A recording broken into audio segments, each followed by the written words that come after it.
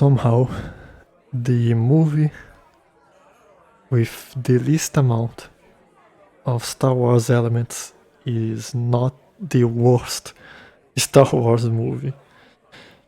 So we have the Star Wars franchise, and let's say you take that and you remove everything that makes Star Wars Star Wars. If you do that, you get this movie. And somehow this is not the worst one in the franchise, even though it has nothing to do with Star Wars besides its title. So we have no spaceships, we have no Jedi, we have no Sith, we have no lightsabers, but it is still an enjoyable movie. And it is still not the worst Star Wars movie. I think it's better than the first Ewoks movie, which is not like very hard to do. It's definitely a more enjoyable experience because this one has a kind of a proper plot, and there is like turnarounds on it. It's not like, because the first movie is like the ship crashes into the planet, the parents get kidnapped by something, and then it's the kids that gets found by the Ewoks, and then the whole movie is just the kids and the Ewoks walking into the cave where the kids' parents are, and on the way to this cave, they will get more people to the party, right? So first, like, they get the axe-throwing guy, then they get like the kind of a mage. I don't really remember much of that movie, but yeah, that's kind of how it works. On this one, we have a better plot. This one starts a little bit after the first, and now the human family is trying to like repair the ship so they can leave Endor and go back to the Republic. Wait, not the Republic. Go back to the Imperial civilization, because at this point he is already the Empire. But they get attacked by this tribe of aliens that are also trying to leave that planet. And that's like the most Star Wars part of this movie, the initial battle for the ship's parts. So the majority of the cast of the first movie dies in this first battle, and we are left only with the little girl. The Ewoks the entire tribe gets kidnapped by this alien tribe. God, this is gonna be hard because like everyone is an alien in this franchise, even like the human-like ones. But when I say aliens, it's the bad guys. And I will try to refer to the Ewoks by Ewoks and not aliens. So yeah, the Ewoks get captured by the bad guys, but when they are being transported to the base, the bad guys' base, the little girl and Tweak, I believe that's the name of one of the Ewoks, they managed to escape, and now their goal is to try to find someone to help the rest of the tribes. And then they find this old man living in a cabin, and they think that maybe he can help them, which does not happen uh, right at the moment where they find the old man, because the old man has its own problems. So he's kind of reluctant even to share food with the kid and the Ewok, which eventually he does. That part of I kind of liked. Um, the way they portrayed the old man, because um, he's like, oh, I don't want to get involved with this situation because I already have my own problems to deal with, but at the same time I just can't leave this kid alone, right? I can't leave them to die.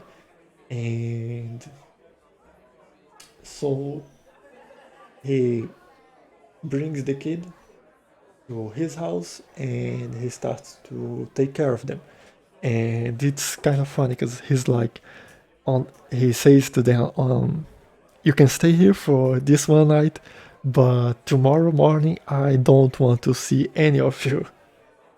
So we got a cut to the next day, and it's just him and his companion in the cabin, and then he's like, "Oh, good, they left, just like I wanted."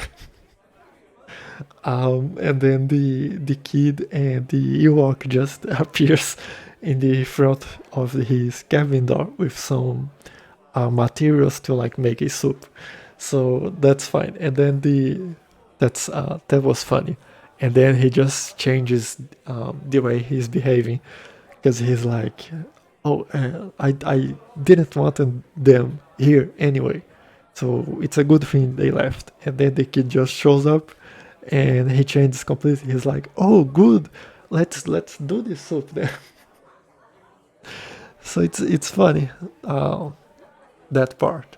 I like it, and it works in a kids movie.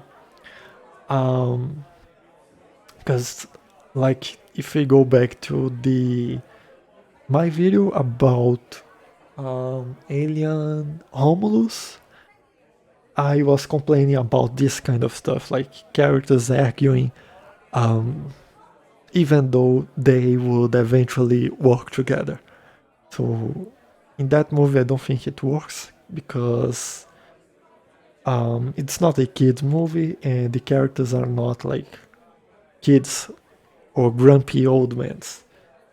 Um, and in this movie, like the characters are arguing with each other, but it's like, okay, one is a kid, so they get a pass, and the other is an old man, so he also get a pass to be grumpy. Um, and it adds a comedic value to the movie. So some time passes, and the old man is working on something outside of the cabin. The kids try to follow him, and the kids, that's weird because like, yeah, both are kids, the human like one and the Ewok one. So the kids go after him to like try to figure out what he's doing, and they discover that he has a ship. So there is hope of leaving the that planet, but he's missing like one piece to make the ship work, and it by coincidence is the same piece that the bad guys stole from the main cast, like the parent of the girl ship, when they first raid the Ewok camp. So now we have a plan, which is to get into the sorry about that, get into the bad guys base, get the equipment he stole, so we can put in this other ship, And while we are there, we can save the Ewoks, and then we leave the planet, right? So the rest of the movie is this: they get to the camp, they free the Ewoks, they get the piece they want, they run back to the ship, they put the piece in there. There is a big battle that takes place, and then they leave the planet and the movie ends. So it's kind of like a simple story. There is not much depth to it. It's like camp gets raided, some of the people manage to escape. They try to find help.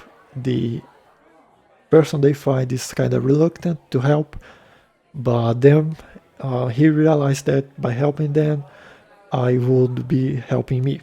So let's do the thing. Let's go to the camp. Let's save the Ewoks, get the piece, and then we can leave the planet.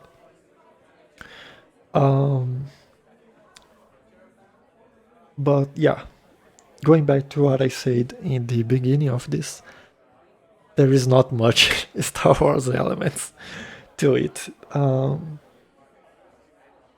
which it didn't bother me that much, mostly because of the first movie, I believe, because like the first Ewoks movie didn't have Star Wars elements, so it kind of prepared me to this one. So it's more like magical slash fantasy or something like that, because there is one character that has a ring that allows her to turn into a bird, so into a raven. So it's very magical, even for like Star Wars standards. Because if you compare like Star Wars to Star Trek is more like sci-fi, and Star Wars is more like an adventure. There is like some tech elements, but they don't focus much on that. Besides, I think the first movie, like The Phantom Menace, where they try to explain some things. But outside of that, it's just mainly adventure. And then there is the Ewoks movie, which is like totally fantasy. There is, I think the most technological thing is the ship. The ships that the first one that is broken, and the second one that the old man is trying to fix, but that's all.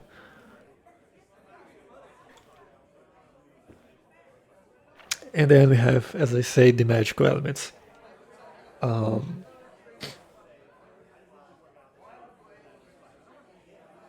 At the end of the movie, there is something that got me thinking a little bit, which is death in a kids movie, which is kind of something that I don't see much. In the like last years. Maybe because I don't watch kids movie, but but yeah, I don't really know where I was going with this sentence, but yeah, I don't watch kids movie besides like Pixar and like some Disney stuff. So in this one, there is two characters with really bad fates. So as I said, there was the woman that has a ring that allows her to turn into a raven. But the thing is that only her can touch the ring with her bare hands. And if anyone does that, if anyone touches the ring without protection, like a piece of clothing or whatever, they will be turned into stone. So only this woman can touch the ring. And while she is on the raven form, she can't have the ring. Like she turns into a raven, and then the ring just slips um, through her pulse. So she needs to leave the ring in a safe place before she transforms um, into the bird. So by the end of the movie, um, the bad guys are not very happy with her because she left. Um, she allowed the kids to escape more than once. So they decide to give her a last chance to finally find the kids and find the ship. And but like they don't fully trust her, so when she turns into a raven, the leader of the bad guys keeps her ring with him. He puts like in a necklace, and he keeps the ring with him while the woman is trying to locate the kids in the raven form. Eventually, she finds the kids, which is in the place that the last battle happens. She goes back to tell the bad guys where they are. They go towards the ship, and there is the battle. And right at the end, one of the Ewoks shots the necklace, um, making the ring fall. And while the ring is falling, the leader of the bad guys tries to catch it, but without any protection. So by catching the ring, he turned into stone, and that's it. That's his fate. I don't know if like he died in there or if he's still somehow alive, but in the like stone form. If he died, great. If he didn't die, that's terrible. That's a terrible fate. Um, to just be stuck in the same place for who knows how much time. But there is also another problem with is the woman that is in raven form. So the guy catches the ring, and he gets turned into stone. So the ring is now like inside his closed hand. So there is no way to get that. Well, there is ways to get that, but if you like break the statue's hand, and then you can get the ring. But the woman is in raven form, so she's not gonna be able to break that. So also she's like stuck like that for who knows how long. Like maybe she can like convince someone to break that, but I don't know how she would manage to do that.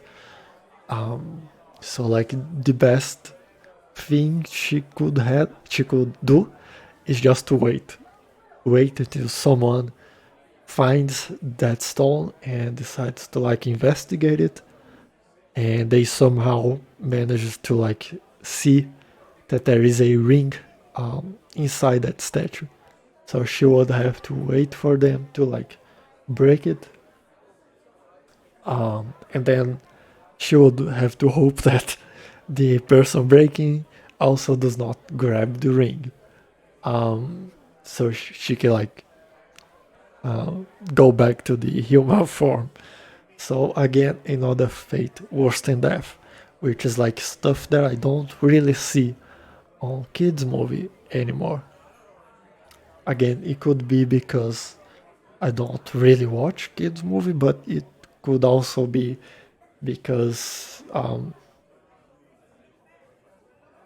that's not how it's done anymore.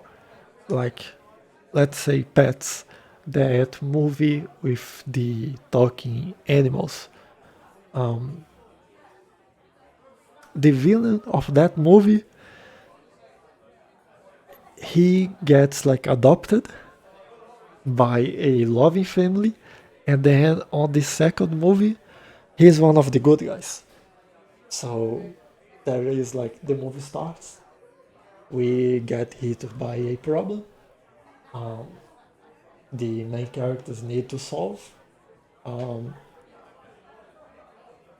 and then by the end of the movie, like they go on their adventure, they solve the problem, they fight the bad guys, and then like the leader of the bad guy just gets adopted by a loving family. So like there is no consequence for his acts. And like in this one, there is, and it's really terrible consequences. Like a bunch of the bad guys die. Some get like devoured by fishes. Some get shot, and there is this one, the leader of them, that gets turned into stone, and the woman that is in raven form, until she manages to like get the ring somehow. So yeah, that's Battle for Endor. Is it a bad movie? I wouldn't say so. It's kind of nice. Is it a bad Star Wars movie? Yeah, because it has nothing to do with Star Wars, but only because of that. If you ignore that, and if you say like, oh, it has Star Wars in the name, so it is Star Wars, then it's not the worst one.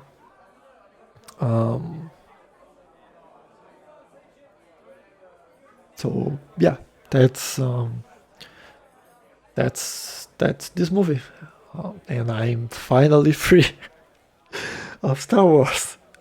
Um, because I don't know if I mentioned it in other videos, but I am not recording these videos. I am not like recording these videos in the chronological order. I first watched all the main series movies, and then I went to the spin-offs. And this one is not gonna be the last one that I post, because I'm posting a chronological order, but this one is the last one that I've watched. So yeah, I'm finally free of this franchise. For whoever is watching this series, you still have a couple of movies left, and you still have like the worst ones. I believe at this point, yeah, Solo was already posted because on chronological order it comes before this one, but you still have the Last Jedi and the Rise of the Skywalker to watch through. So yeah, I don't think I'm gonna watch any Star Wars movie in the next like 5 years.